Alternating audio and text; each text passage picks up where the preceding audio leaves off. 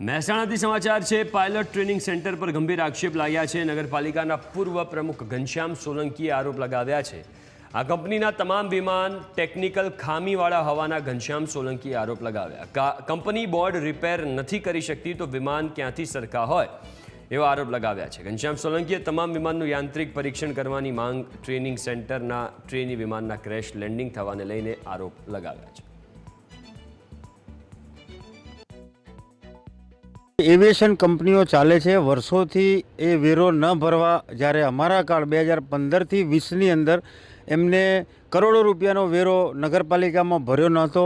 એ કારણથી અમે 3 વખતે સીલ પણ મારેલા છે। સીલ પણ આ કંપનીઓ જાતે ખોલી નાખતી હતી।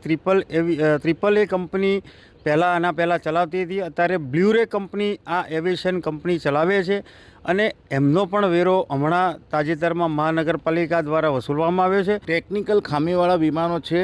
ટેકનિકલ ખામી એ ગુસ્સેલની જવાબદારી આવે છે કે વિમાનનું દરેક વખતે સર્ટી લેવું જોઈએ અને પાયલોટ ટ્રેનિંગ આપવી। આવું સર્ટી આ લોકો જોડે છે નહીં। હોય તો પછી અત્યારે શું કરશે? સરકારમાં 2 નંબરના પૈસા આપી અને સર્ટી મેળવશે। નામદાર કલેક્ટર અને આજના મેયરની તમામ જવાબદારી બને છે કે આમના અઠવાડિયે એમના વિમાનનું યાંત્રિક ખામીવાળા છે કે નહીં તે ચેક કર્યા પછી જ ઉડ્ડયન માટે મંજૂરી આપવી જોઈએ। અને આપ જોઈ રહ્યા છો કે જે કંપની જોડે આજે એક બોર્ડ નાનું ઇલેક્ટ્રોનિક બોર્ડ સરખું કરવાના પૈસા નથી એ આ વિમાનોની યાંત્રિક ચકાસણી કેવી રીતે કરાવી શકે?